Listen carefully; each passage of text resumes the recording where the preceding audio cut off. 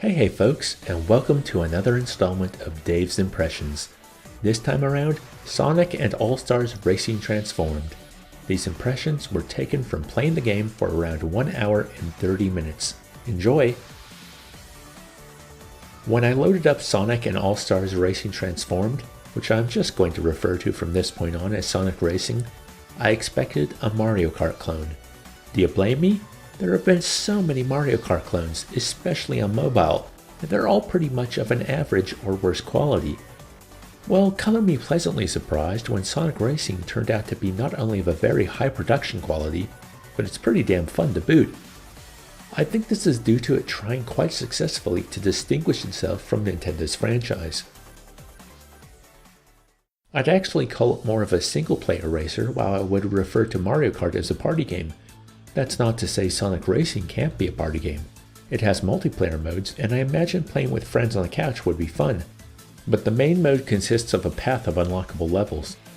There are not only races, but boost, drift, and ring challenges.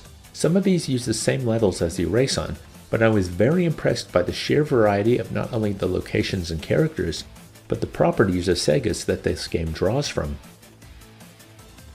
I spent most of my time with the game racing as Alex Kidd.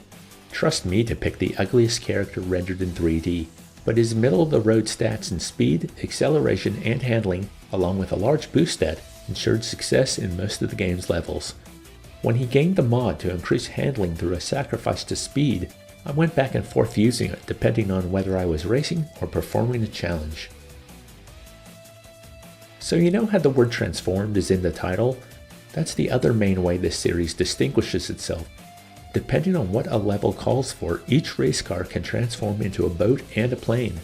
The levels take advantage of this, not only having sections of each, but often on lap 2 or 3 the racetrack will transform itself, adding a wrinkle to your memorization of when to turn and drift. This also makes the levels more memorable. While I don't particularly like how the boat controlled, I loved flying. I wish there was a racing game based around these flight controls alongside the kart racing formula. The Afterburner and Skies of Arcadia stages were standouts for this reason, although I had a blast zooming up the stairs in the Shinobi stage too. And lastly, each character can transform if they manage to luck out when collecting power-ups. This essentially is Racing God mode. You zoom past your competition, you don't have to really worry about steering, and you can attack anyone in your way. The race announcer yells if another character has transformed and the music changes. It's a big deal.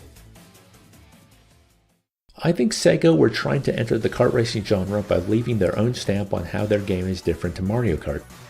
Due to a high level of polish and attention to detail, and relying on their huge back catalog of games, I think they've accomplished this. If you like kart racers and are skeptical of Mario Kart clones, it might be worth your time to give Sonic Racing a look. It might surprise you. It certainly transformed the expectation I had when I started playing. Thanks for watching. If you enjoyed this video, please like, comment, share, and subscribe, and I hope you're having a wonderful day.